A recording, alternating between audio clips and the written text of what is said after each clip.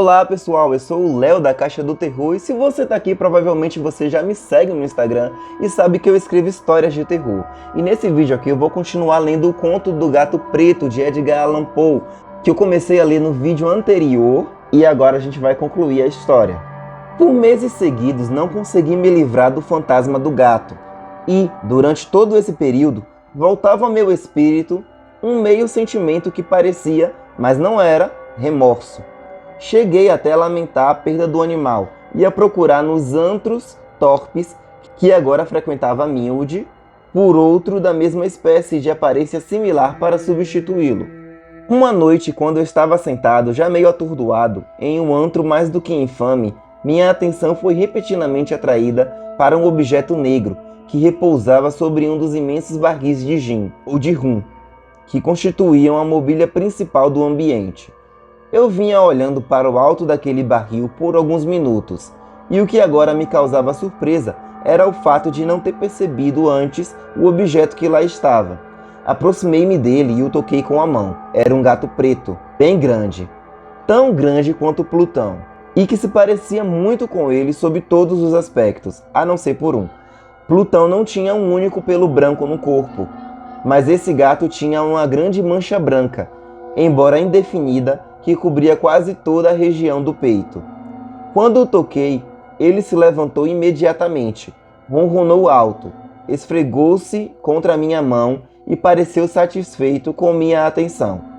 Essa, então, era exatamente a criatura que eu vinha procurando. Logo me ofereci para comprá-lo do proprietário, mas ele respondeu que não era o dono, não sabia nada sobre ele, nunca o tinha visto antes. Continuei a acariciá-lo e quando preparei para voltar para casa, o animal pareceu disposto a me acompanhar. Permiti que o fizesse. Vez ou outra, me abaixava e o afagava enquanto caminhávamos. Quando chegamos em casa, familiarizou-se logo e tornou-se imediatamente o grande favorito da minha esposa. De minha parte, logo senti nascer dentro de mim uma antipatia por ele. Isso era exatamente o reverso do que eu esperava. Não sei como ou por que isso aconteceu, mas a evidente afeição do gato por mim causava-me asco e me incomodava.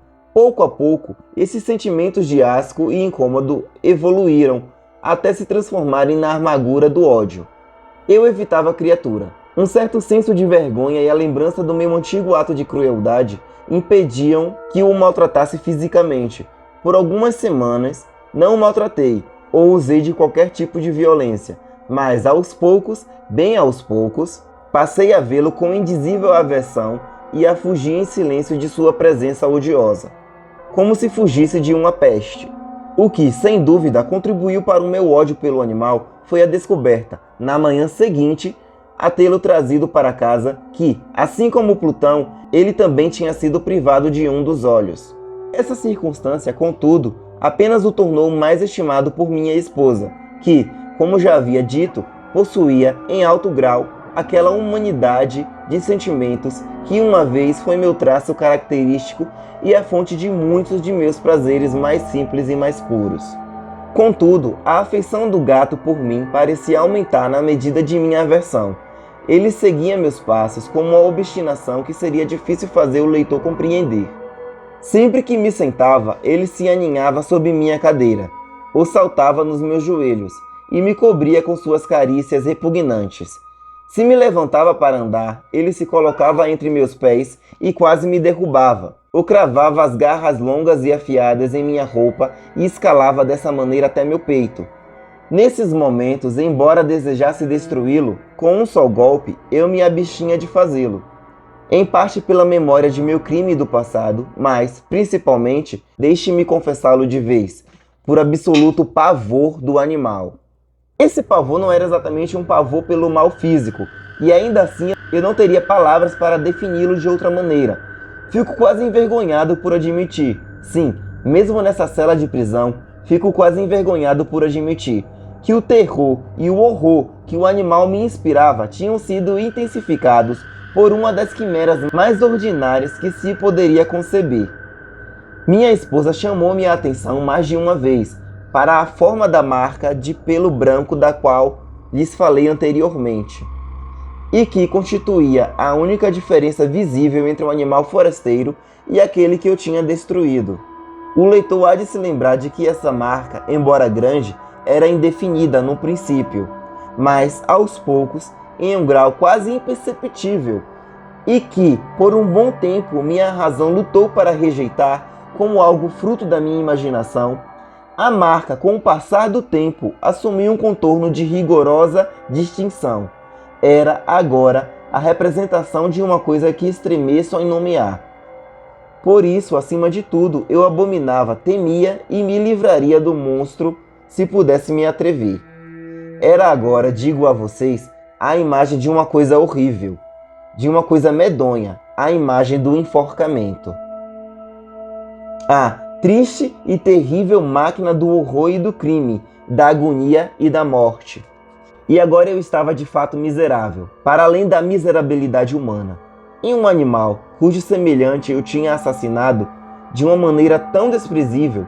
Um animal causava a mim, um homem feito à imagem e à semelhança de Deus, tanto desgosto insuportável. Ai de mim, nem de dia nem de noite eu conseguia mais a bênção do repouso. Durante o dia a criatura não me deixava sozinha por um único momento, e à noite eu acordava de hora em hora com pesadelos aterrorizantes, para sentir em meu rosto o hálito quente da coisa, um pesadelo encarnado que eu não tinha forças para espantar, e todo o seu peso jazendo eternamente sobre meu coração. Sob a pressão de tormentos como esses, os restos enfarrapados do bem que havia em mim sucumbiram. Pensamentos perversos tornaram-se meus únicos amigos íntimos, os pensamentos mais sombrios e mais perversos. O mau humor habitual de meu temperamento progrediu para o ódio de todas as coisas e de toda a humanidade. Enquanto minha esposa, que de nada reclamava, Deus, tornou-se a mais habitual e mais paciente vítima das explosões repentinas e frequentes e ingovernáveis de fúria, às quais eu agora me abandonara cegamente. Certo dia ela me acompanhava em algumas incumbências domésticas, ao porão da casa velha em que nossa pobreza nos obrigava agora a morar. O gato me seguia escada abaixo pelos degraus íngremes e, quase me fazendo cair de cabeça, levou-me à loucura. Levantei o machado e, esquecendo-me em minha fúria do pavor infantil que até agora vinha detendo minha mão, desferi um golpe no animal que, por certo, teria sido instantâneo e fatal, se o tivesse acertado como eu desejava. Mas o golpe foi desviado pela mão da minha esposa. Incitado pela interferência e uma ira mais do que demoníaca, retirei a arma de seu alcance e enterrei o machado no cérebro dela. Ela caiu morta, a meus pés, sem sequer gemer. Levado a cabo um monstruoso assassinato, entreguei-me de imediato com toda a determinação à tarefa de ocultar o cadáver. Eu sabia que não poderia retirá-lo da casa, nem de dia nem de noite, sem correr o risco de ser observado pelos vizinhos. Vários projetos passaram pela minha mente. No primeiro momento pensei em cortar o cadáver em pequenos pedaços e incinerá-lo. Depois considerei cavar uma sepultura para ele no chão do porão. Em outro momento pensei em atirá-lo num poço do jardim, ou em colocá-lo em um caixote como se fosse uma mercadoria, tomando as medidas de costume, e então arrumar um carregador para tirá-lo da casa. Por fim, cheguei ao que considerei um expediente muito melhor do que todos os outros, e decidi emparedá-la no porão, assim como se dizia que os monges da Idade Média faziam com suas vítimas. O porão era bem adaptado a um propósito como este. As paredes eram construídas com material pouco resistente e tinham sido recém-rebocadas com um reboco rústico, que a umidade da atmosfera não permitiu endurecer.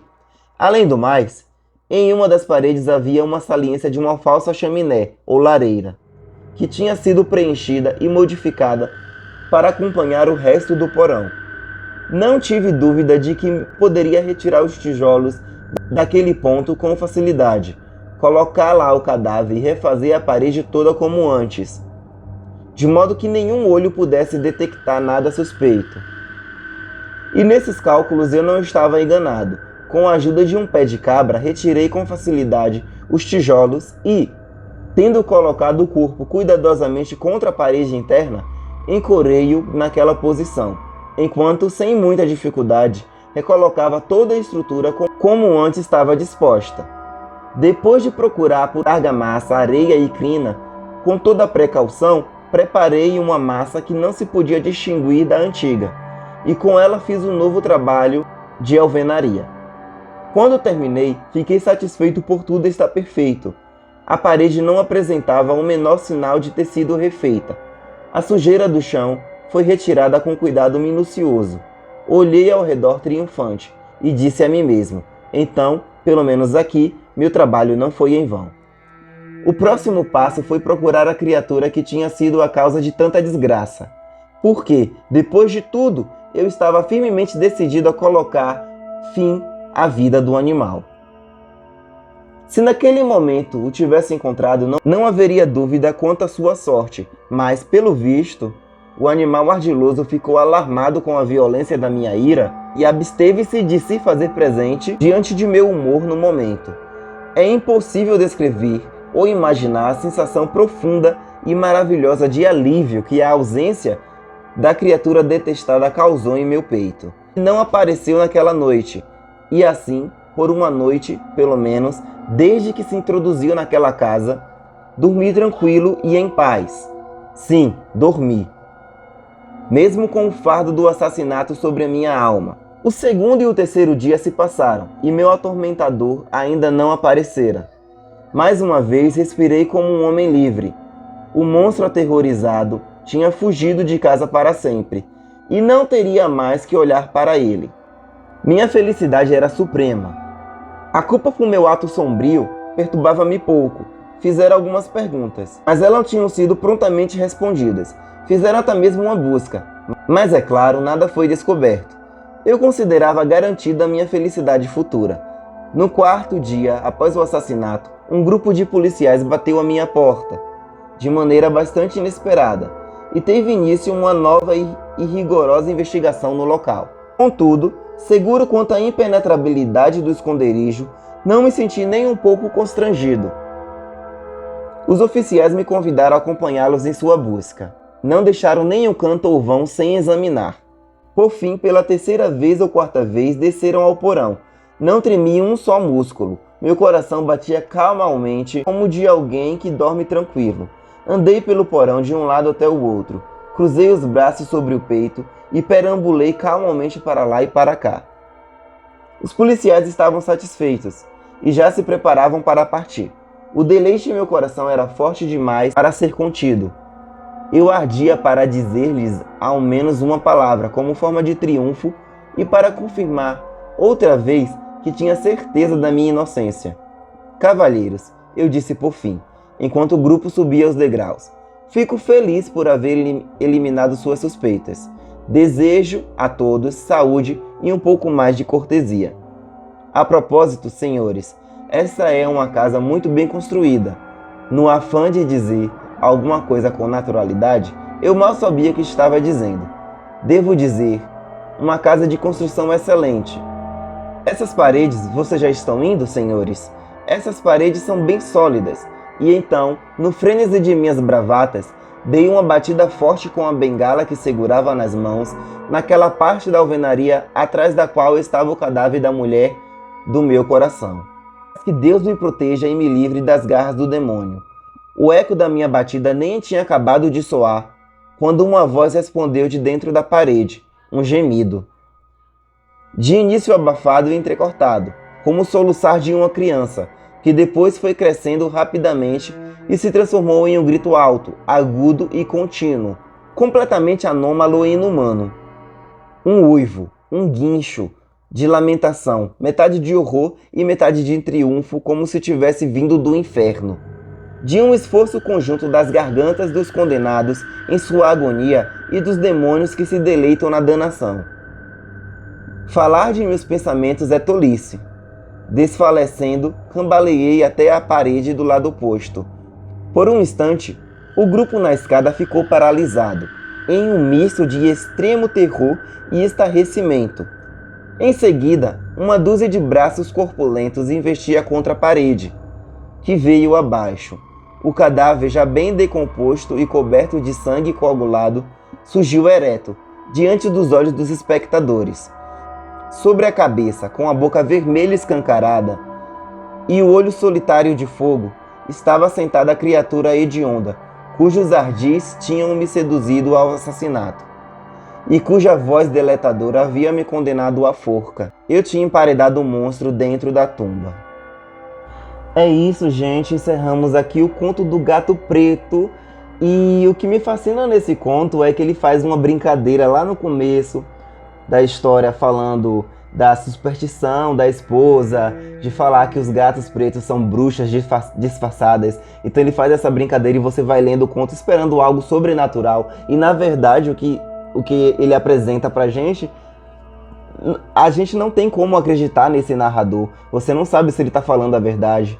Porque ele começa a história dizendo que ele é uma pessoa de uma índole muito boa, de que ele ama os animais e tal, mas aí você vai lendo a história e vendo que não é nada disso. Ele tem essa mudança, então ele começa a beber, ele começa a bater na esposa, ele começa a maltratar os próprios animais. O próprio gato preto, que ele gostava muito, ele acaba arrancando um olho, matando e destrói toda aquela imagem que ele tem, né, de bom moço. E aí você lê o conto achando que vai ter alguma coisa sobrenatural, algo assim, e acaba sendo só um terror psicológico mesmo, que acabou com a vida da própria mulher, emparedou ela no porão, junto com um gato, e que teve o mesmo triste fim do gato, que ele acabou enforcando. Ou seja, ele foi pra forca por conta do crime, do pecado que ele cometeu. E ele comenta isso.